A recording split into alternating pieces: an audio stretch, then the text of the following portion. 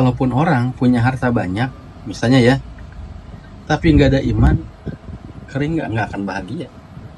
Orang punya istri pak, tapi nggak ada iman, hancur juga rumah tangga.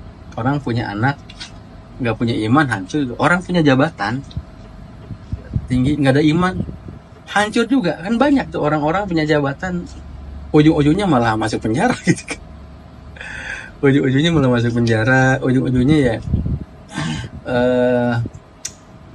apa ya, bahasa kitanya itu penyesalan gitu kan. Kalau dulu saya jadi pejabat mungkin nggak akan seperti ini, kalau dulu saya nggak nikah mungkin nggak akan seperti ini. Ada yang nyesal setelah itu. Maka ada satu hal yang sangat penting, innallaha la yanzuru ila suwarikum wala ila amwalikum walakin yanzuru ila qulubikum wa amalikum. Sesungguhnya Allah itu tidak melihat kepada bentuk rupa kamu, Allah juga tidak melihat kepada hartamu, tetapi Allah melihat kepada hatimu dan amal perbuatanmu. Hati dan amal perbuatanmu gitu loh.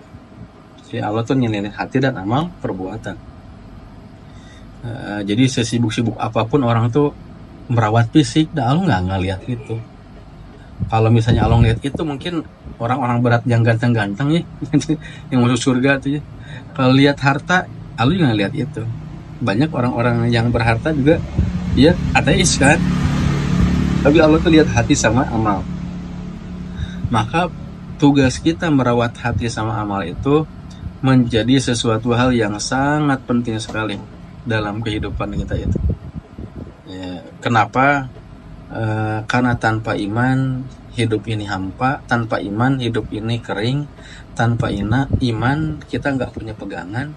Bahkan kal an'am tuh seperti binatang gitu ya, hidup tuh hanya makan, minum, bersenang-senang, berhubungan, tidur lagi terus.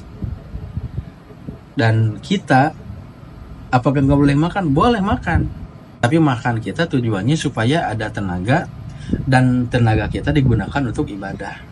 Kita tidur juga tujuannya apa? Supaya setelah kita bangun terus refresh, lebih segar lagi melakukan ibadah. Kita bekerja, harus bekerja supaya apa? Dengan kita bekerja, mau bisnis, mau jadi karyawan, mau apapun, kita dapat penghasilan, kita dapat berinfak, bersedekah, berzakat, bisa umroh, bisa haji gitu kan.